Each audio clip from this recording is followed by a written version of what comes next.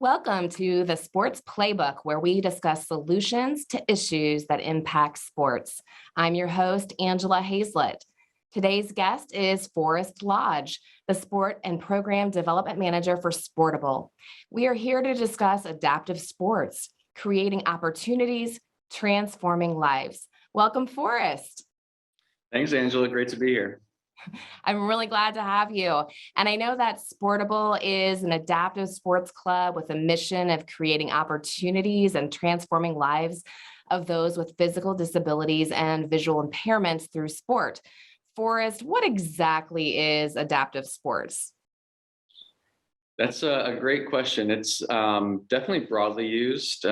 It's used across the disability spectrum. So it could be in relation to supporting athletes or participants with cognitive disabilities, with visual impairments, with physical disabilities. So it can be broadly used in that sense. For Sportable specifically, and other organizations like us, we sort of follow the Paralympic model and work with athletes that primarily have visual impairments and physical disabilities. So we do a variety of programming that could be team sport, ball sport, individual sport, outdoor, indoor.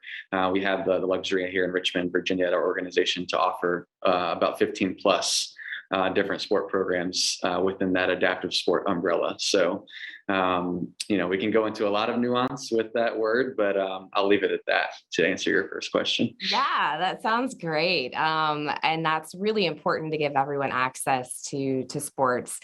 Let's watch a quick video from the founder of Sportable that tells a little bit more about your organization's history and purpose.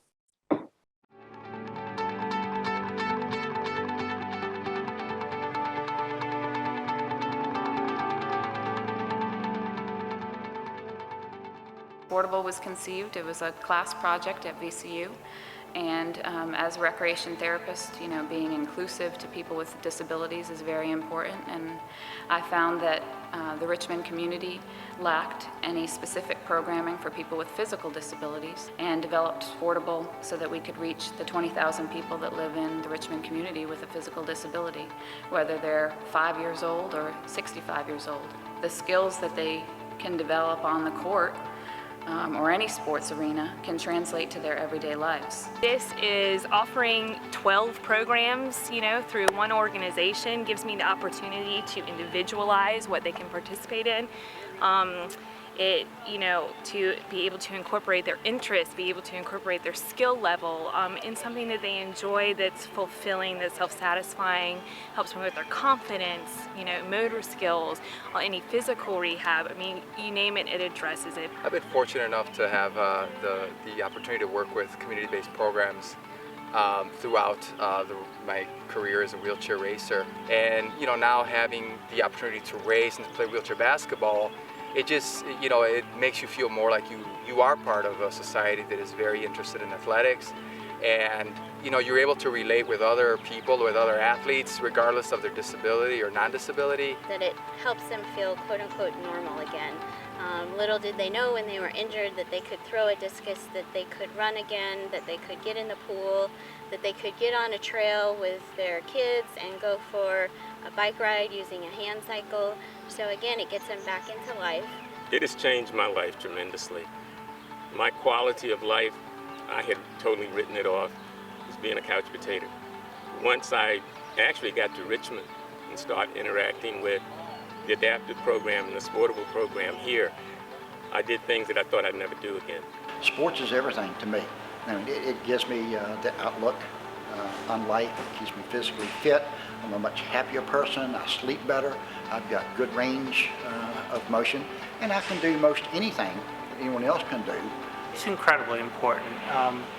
For Christian, being able to play sports just does a tremendous, just gives him a tremendous lift. It's a tremendous boost to his self-esteem, his confidence, and it's just something he enjoys doing, just like any other kid. So he's able to go to school and talk to his friends about the sports that he's involved with, just the way they talk about the sports that they're involved with. As long as we've got people that are interested in coming out to play, it's nice to know that Sportable will be there to provide that behind-the-scenes assistance, which is critical. Just because you want to play the sport doesn't mean you can do it. So it takes all kinds of support, travel expenses, wheelchairs. It's a never-ending battle, but Sportable allows at least some of that program management and organization, as well as the ongoing creative problem solving and all the different things that involve with a nonprofit organization.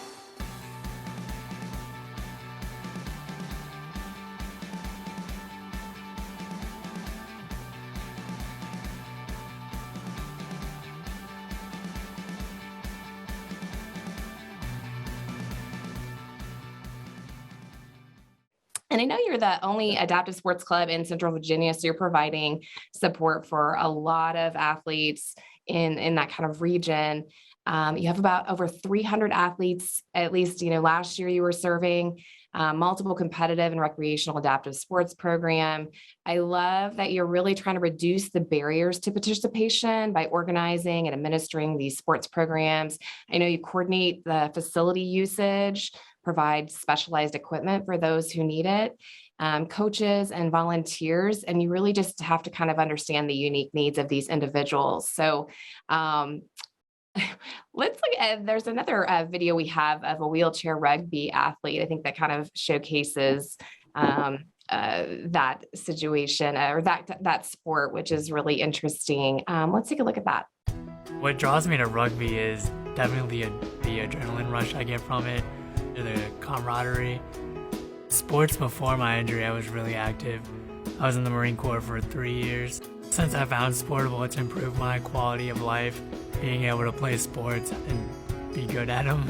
And it's just a good way to get out and meet new people. Sportable, creating opportunities and transforming lives since 2005. To learn more, visit sportable.org. So that was a video of our our wheelchair rugby program, and it was highlighting Joshua Birch specifically. So he's a military veteran and found that sport out actually before we were able to get it at Sportable. To qualify, you have to have an impairment of at least 3 of your limbs, so your upper limbs and lower limbs. So most of the athletes have quadriplegia that play that sport. So it's a pretty high level spinal cord injury and reduces the functionality of their upper limbs and lower limbs as well. And so whereas a lot of paraplegics will play wheelchair basketball or tennis or things that are a little bit easier to raise your arms and shoot like this, their injuries don't allow them to do that as well as those other athletes. So they founded wheelchair rugby to really make that sport more accessible for these types of injury levels. And it specifies to those disability types because it levels the playing field. So within rugby and basketball and some other sports, there are actually classification points that are assigned to athletes based on their disability and how it affects their body's function. So not necessarily how good they are at the sport, but how their disability impacts them, so that the playing field is level. And rugby is really intense. It has a lot of intentional contact that you may not see in the wheelchair basketballs and other wheelchair sports. So it's a really, really attractive sport for those who qualify, and even those who don't, because you don't see that contact in some other sports. But rugby is a really cool, and we were able to add that through a big grant that we received through the VA, and it's been a huge impact on the lives of those athletes that qualify, because it's one of the few competitive team sports or competitive sports in general that they can play, and that it is specifically made for them. And you see a larger impact when something like that is accessible for athletes, when they feel like this is something for them and only with them. So it's the impact goes beyond the playing field and that environment for sure. That's incredible. And so sometimes it's modifying the rules, sometimes it's providing specific equipment, and other times it may be tailoring people into a specific sport with people that are facing similar disabilities. So that's incredible. And you mentioned some of the physical disabilities with wheelchair rugby specifically, but what are the spectrum of physical disabilities and visual impairments that you are programming for? Yeah, I could highlight, the big ones that we see pretty often. So spinal cord injuries is a big one, and that's where you can kind of see the quadriplegia and paraplegia and what they end up qualifying in that regard. Amputees, and again, in wheelchair sports, it's typically mandatory to have a permanent lower limb impairment, but that is a wide spectrum in there. So you don't have to be a primary everyday wheelchair user to play. You just have to have an impairment of a lower limb that's permanent. So like an amputation, but you could walk with a prosthetic just fine and still play. You could have cerebral palsy. With visual impairments, there are specific sports that are meant for those that are visually impaired, but we know that there's a spectrum of low vision all the way to completely blind. So in a lot of those sports that are specific to visually impaired athletes, they'll wear a sleep shade so that everyone is on the same playing field. Whereas if you have someone that's low vision, they might be able to use that to their advantage so that sleep shade kind of levels all of that out. And yeah, I'm sure that I'm missing a ton, but cerebral palsy, traumatic brain injuries, spinal cord injuries, spina bifida, which is similar to a spinal cord injury. That's something that an athlete or a person is born with, but it affects their body in a similar way as a spinal cord injury. So they'll typically be like a chair user and qualify for a lot of the same sports as someone with the spinal cord injury. And so we're lucky at our organization that we kind of are able to serve the spectrum. And there's a lot of specific disabilities, few and far in between all of those that I mentioned. So it's been a really cool learning experience as someone who studied sport and not specifically disability, that I've learned over the 6 years that I've been in the industry. And so I'm always learning on the job, which is pretty cool. Absolutely. And you're focusing on persons with physical disabilities and visual impairments, not people with mental or intellectual disabilities. I know it's a very different population and the programming would be very different. The needs would be very different. So what challenges do you encounter to serve the populations that you are trying to serve and across a multiple spectrum of sports? So how challenging is that to offer robust programming? It is very challenging. One is a small nonprofit. You have to consider your staff's capacity. So we, I think, manage that pretty well considering the number of sports that we're able to offer with just 2 full-time staff dedicated to running programs. So we are super dependent on volunteers and people in our community to help lift up our programs. We've recently involved a lot of our athletes that are knowledgeable and experienced in sports to be that representation of what's possible through sport, which I think has provided a super large impact on our athletes and how they receive instruction and mentorship from someone that they can identify with. So I think that has kind of broken down some barriers, and just in terms of trying to get things across to them and what's available to them, which I think has been really cool. Awareness of our programming is a big obstacle and barrier just to make sure that people know that we exist. So social media marketing and things have been a big intention of ours over the last couple of years, as that has become more prevalent in our society. I think just general acceptance and understanding of disability and what's available in adaptive sport, and then the difference between programming for people with cognitive disabilities. So that whole confusion about Paralympics versus Special Olympics is still a difficult conversation in just a general society. And so, I think a lot of it is due to awareness is a big barrier, capacity, staff-wise. We don't have our own facility for really anything other than our office space and storage. So we have to utilize community partners pretty heavily to get basketball gyms, soccer fields, tennis courts, kind of whatever we're doing. We have to work with the community partner.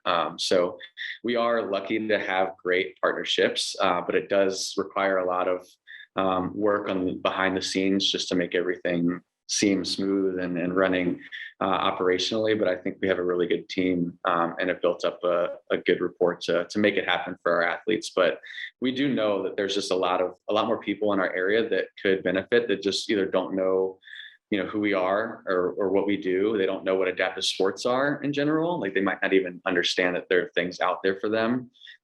So working with doctors and therapists to really understand that what we do is important for the people that they are seeing in their inpatient settings, and could be a different form of therapy in a sense. So We could go on for hours about barriers, but those are some of the big ones. Yeah, that's great. And speaking of the facility side of things, since you're using other people's facilities, have you encountered any concern to allow an outside group such as yourself to come in, use their facilities for people, for an organization that serves people with disabilities? Have you met with any resistance over the years?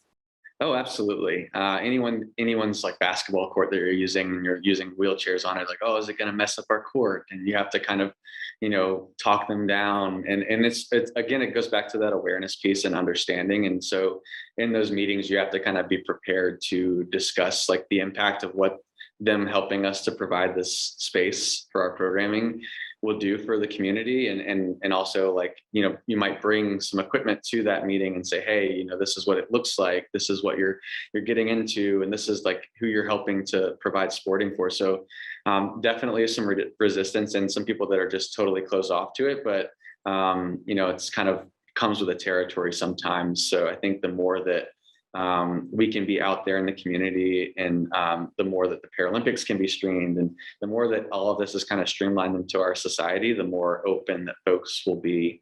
But you also have to come into that understanding in those meetings, like these are going to be the retorts that they're going to have. So you almost have to have, responses to all those. And luckily I do have a background. I was a graduate assistant with the university facilities department. So I kind of have somewhat of a background in what those questions might be, and even some expenses that we don't need to pay for. So I think that's benefited me in that process of our job to an extent, for sure. So anticipating those questions, coming prepared, and having that background, I'm sure it's really helpful. Probably, do they often ask for certificate of insurance from you as well to make sure that there's any reduce some liability concerns and things of that nature? And there's an obligation for these places to provide access and opportunities for people with disabilities, right? So you're going to help them provide those services in the community. 100%. That's a huge argument. And that's a huge benefit with our partnerships that we go with, like the local county parks and rec departments. And we're basically serving a population of their constituents that they're unable to serve in this specific and unique way, because the equipment and the type of programming and the type of experience and background that you need to be able to offer these certain sports, requires a lot of funding and expertise and time that they don't necessarily have, or they're not, taking the time to do. And so we have a niche market that we're able to serve and really showcase to these different community partners that we can help them serve these constituents by them just doing the simple courtesy of providing us space and potentially some extra support if it's a sport that they also do for the general population. So it's a kind of like ebb and flow of like, we can do this together, or hey, you can just do this by providing us the space and we'll do it for you. And part of like some of those barriers, I think we've become so self-sustaining by just needing space that some of that co-branding and working together maybe reduces our community awareness in a sense. So we're trying to step back a little bit and say, hey, maybe we do need to promote this in the county, literature and social media posts to just have a wider audience, because, if they're just giving us the space and we're just coming in and doing it with our typical, athletes that we already have in our system, maybe we're missing out on quite a few, more additional participants that have qualifying disabilities that would really benefit. So it's some interesting learning lessons that we've had. Oh, yeah. That's interesting that you've identified that you need to brand yourself even when you're in someone else's space. And you provide services at such a really affordable cost for your members. You have this athletes pay a membership fee of $20 a month, and they get unlimited access to sports programs and an annual YMCA membership. I mean, that's an incredible value. And most sports programs for able-bodied athletes cost more than that. I imagine this requires a lot of philanthropic support for you to really charge such a low fee.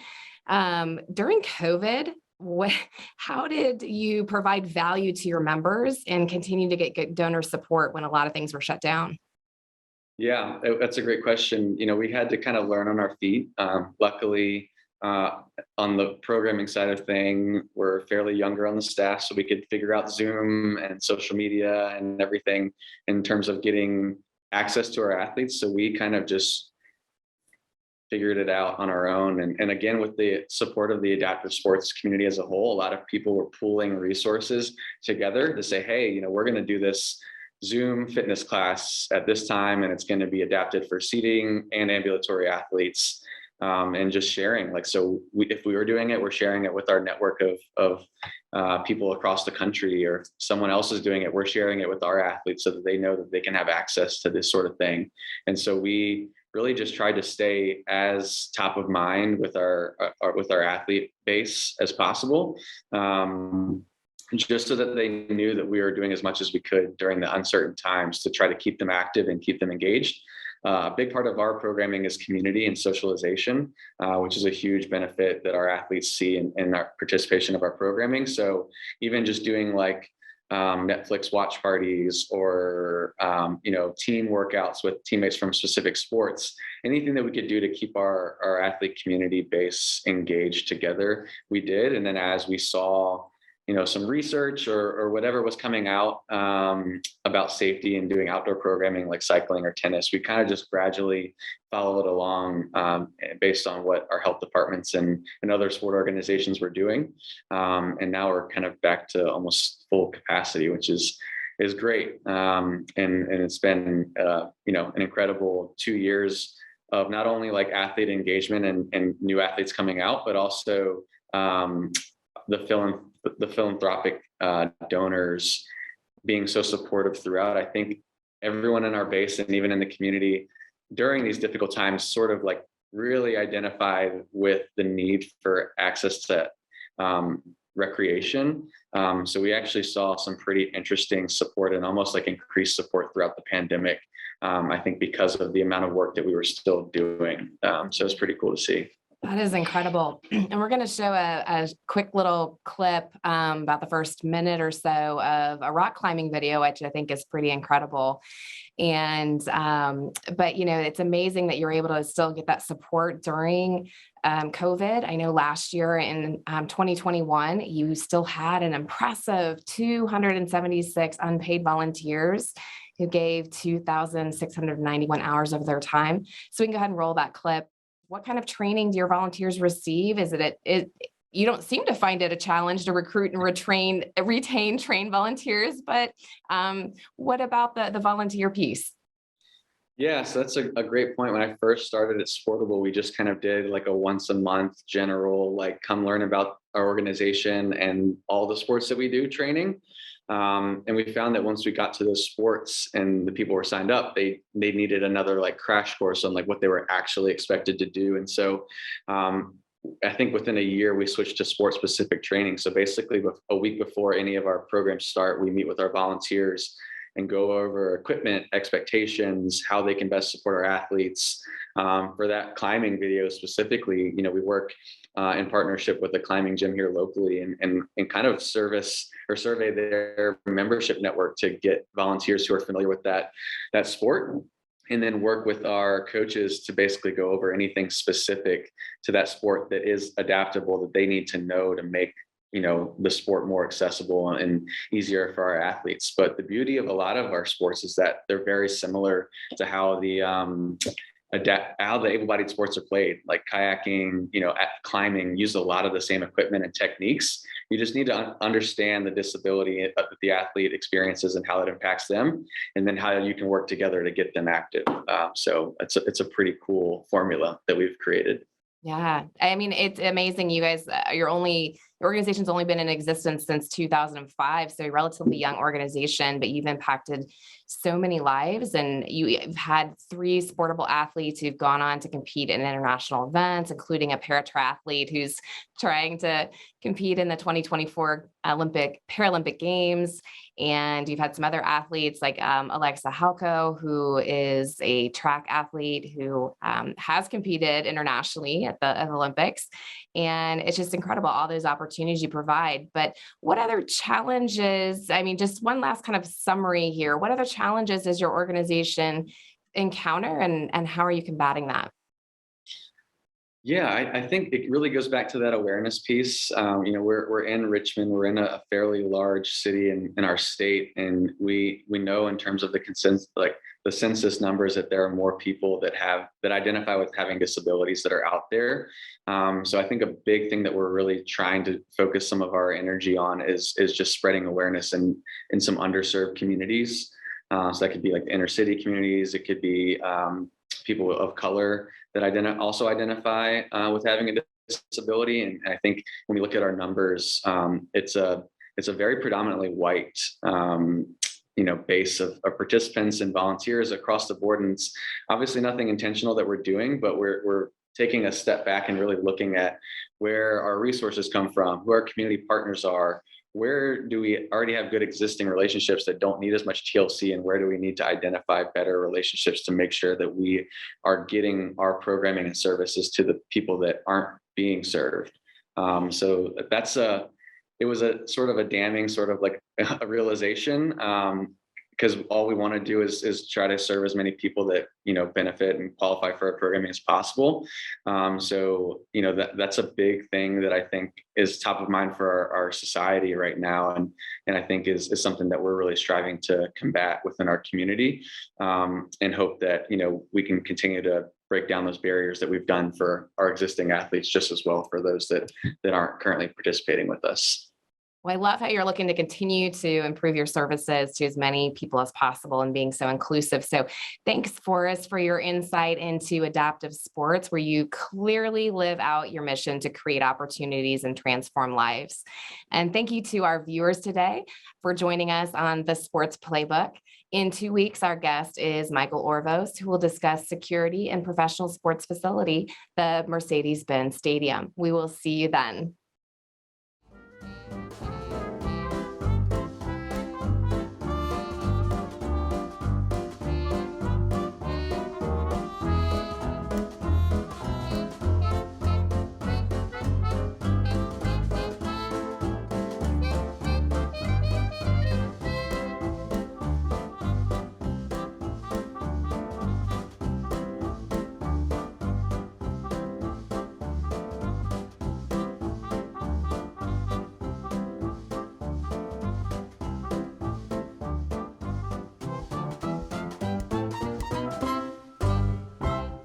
Thank you so much for watching ThinkTech Hawaii.